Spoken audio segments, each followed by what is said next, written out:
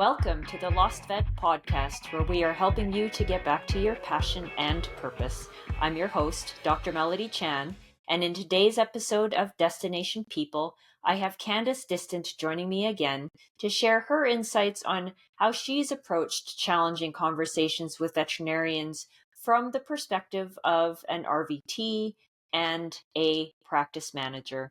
Have a listen. Welcome back to the pod, Candice. Hi, thanks for having me again. So I am excited because as we were chatting one day, you brought up your own scenario that actually reminded me of another scenario that someone had brought to me as a real life situation. And so here's the situation. A lot of times we'll have RVTs that are promoted into manager positions, and more specifically hospital manager positions, where they are now responsible for overseeing the teams that not only include RVTs, but may also include veterinarians, as well as other members of the team. But more specifically, sometimes there's that challenge in if you need to have a difficult conversation with a veterinarian. Sometimes as an RVT, there can be this feeling of being lesser than or lower in the totem pole or lower in the hierarchy and not really knowing what's appropriate or feeling like maybe this is not an area I can even get into. And you've mentioned, hey, I've been in that situation. I've had to manage through that. Yeah.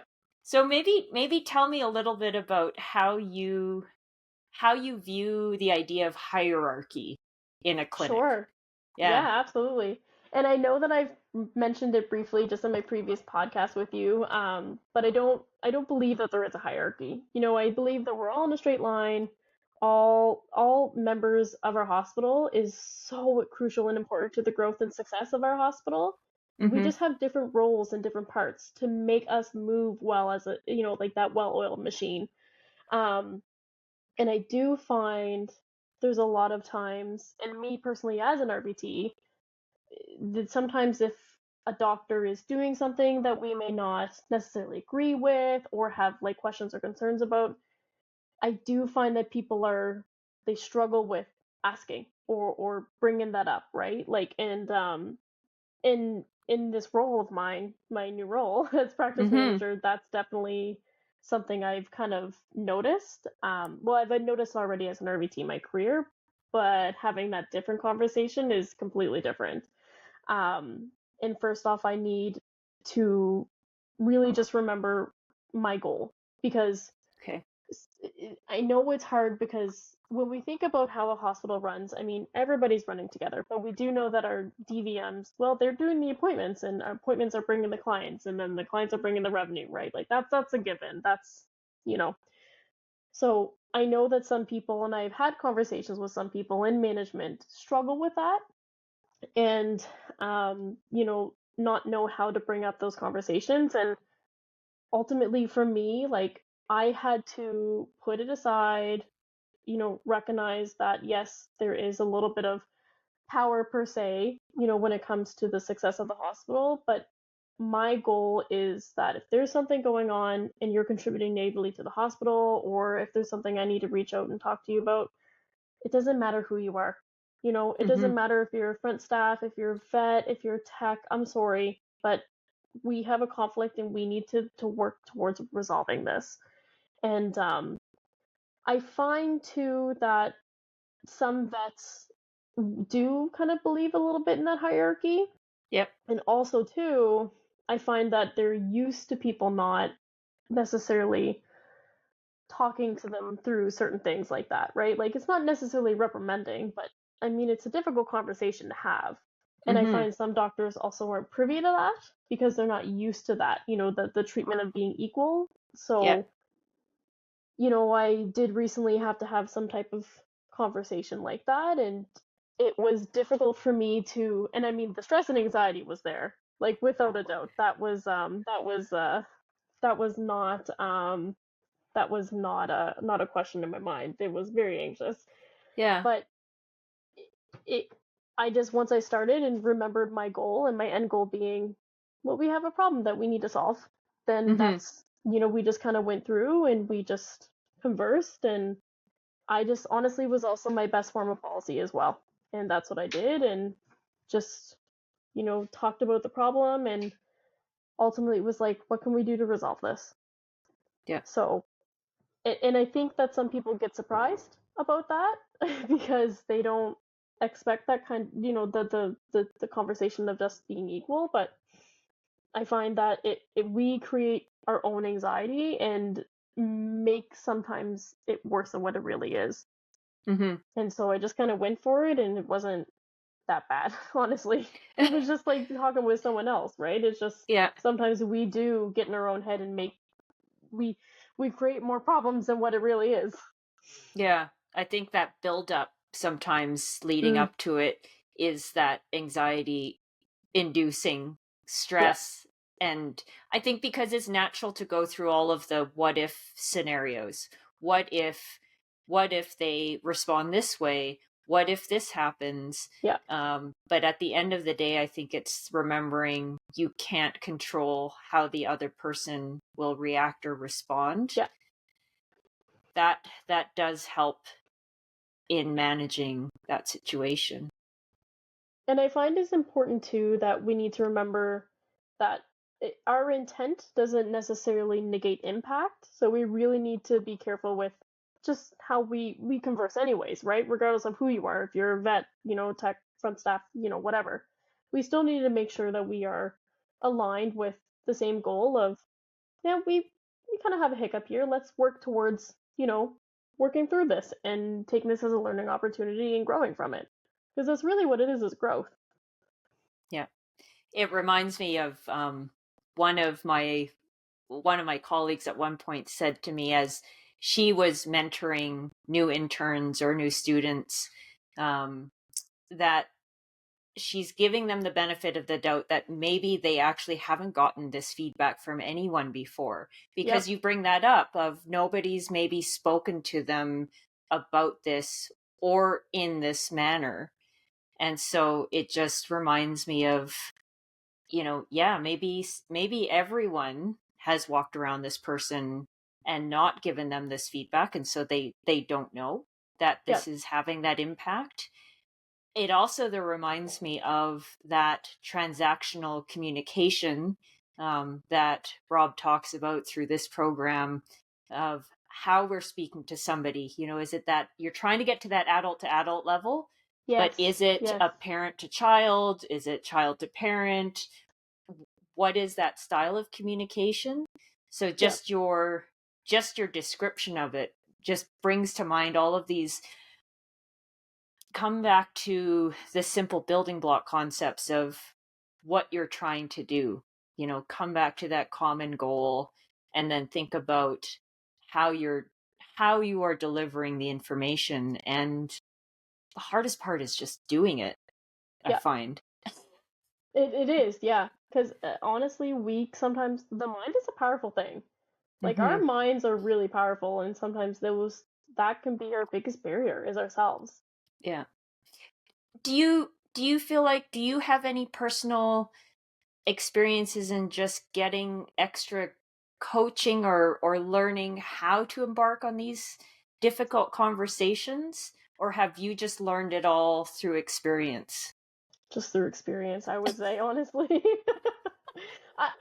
So the type of person that I am too, like as being an RVT as well, like I'm also the type of person that I'll be the first to say, listen, I'm not doing rads on this 120-pound dog unless you give me some sedation to give the dog. Like I find that sometimes, for example, for vets, like they'll ask us to do things, and it, sometimes we'll push ourselves to try to do it because of that hierarchy thing, and blah blah blah. But sometimes I feel like people don't advocate for themselves as well, and Hmm. realize kind of the risks that they're at. But for me, I've always been the person to be like, hey, this isn't working. You know what I mean? And being like, let's do something different, and let's solve, like, figure out this problem in a different way. But some Yeah. people also may not do that as much too. So Yeah. I've always kind of had that natural talent, I guess, of just being like kind of going with the flow and just being Yeah. like, okay, let's do this. But Yeah. So then let's flip it to you as being a coach and mentor then. If you see someone on your team that maybe is a little more hesitant to speak up, maybe is letting someone else, you know, invade their boundaries that they haven't yes. actually set, how would you go about mentoring and coaching that individual to help them? Yeah, no, that's a really great question. And a lot of the times that and this is me more as a lead RVT because I haven't really come across this yet as in my manager job. I'm sure I will, but um I we have to step out of our comfort zone a bit. You know what I mean? Like there are times that we have to advocate for ourselves as well as our patients, and sometimes we Mm-hmm. forget about that. I find that sometimes we'll just focus so much on the patient and forget about ourselves and how important and valuable we are as well. And I always try to reach it with a more motivating and inspiring kind of approach, and just be like, I recognize this is uncomfortable, but if you need to communicate, like, communication is the best form of policy, and honestly, over communicate opposed to under communicate always, because it's so important. And if you're uncomfortable with something, that's okay. You're allowed to be uncomfortable with something. Those are your feelings, and your feelings are valid. Yeah. And that's a great way to approach it. Just you're validating and empathizing with that person and allowing them to know it's okay, Yeah. and getting them to think about, in order to grow, we actually need to step into that uncomfortable zone Yes. so that we can figure some new things out and learn and grow from there.